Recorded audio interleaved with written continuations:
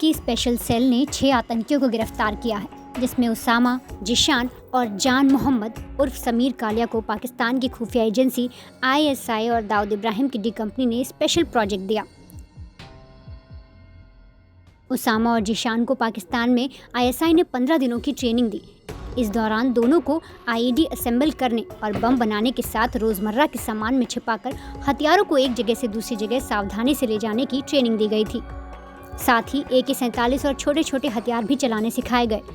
Training के बाद दोनों को मस्कट के रास्ते ही भारत भेजा गया। अब गौर से सुनिए, इन दोनों की ट्रेनिंग के दौरान दाऊद का भाई अनीस इब्राहिम RDX ग्रेनेड और हथियार मुहैया कराता रहा। गिरफ्त में आज संदिग्ध आतंकियों ने दिल्ली पुलिस के सामने कई चौंकाने वाले खुलासे किए हैं।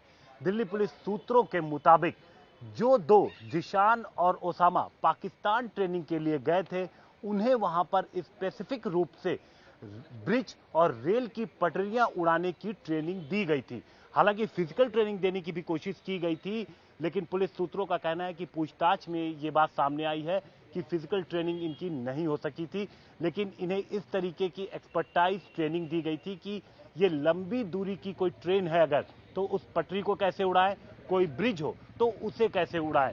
इसके अलावा पुलिस को यह भी पता लगा है कि इनके संपर्क में कुछ स्लीपर सेल भी थे, जिनके बारे में जानकारी जुटाई जा रही है, क्योंकि पुलिस को अब इस बात का पक्का सबूत मिलने लगा है कि जिस तरीके से 1993 में ब्लास्ट किया गया था, उसी तरीके की प्लानिंग इस बार भी थी। मॉडस ऑपरेंडी भी वही अपनाई जा रही है, जिसमें जो माफिया हैं और जो ISI के लोग हैं वो एक साथ मिले हुए हैं। अब आप आतंकी जान मोहम्मद उर्फ समीर कालिया का पूरा खेल समझिए। मुंबई के धारावी का रहने वाला समीर कालिया 20 साल से दाऊद इब्राहिम के संपर्क में था।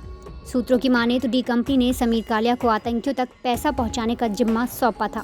साथ ही जान मोहम्मद उर्फ समीर कालिया स्लीपर सेल का भी काम कर रहा था। समीर कालिया से पूछताछ के बाद ही अबू बकर, अमीर जावेद और लाला पकड़े गए हैं। ये भी स्लीपर सेल का काम कर रहे थे। अब मुंबई ATS जान मोहम्मद उर्फ समीर कालिया से अंडरवर्ल्ड और आतंक का कनेक्शन जानने के लिए दिल्ली पहुंच चुकी है।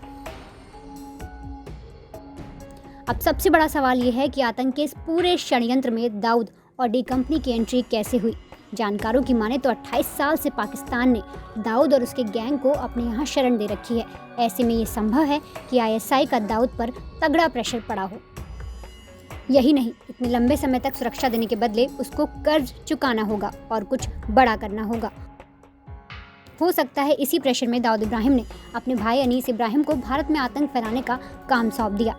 सूत्रों की माने तो मुंबई में 12 मार्च 1993 को हुए सीरियल ब्लास्ट की तरह ही ISI ने दाऊद इब्राहिम के साथ ये भारत को दहलाने की साजिश रची। लेकिन 2021 के मजबूत खुफिया तंत्र ने ISI और डी कंपनी के इस आतंकी प्लान को चौपट कर डाला।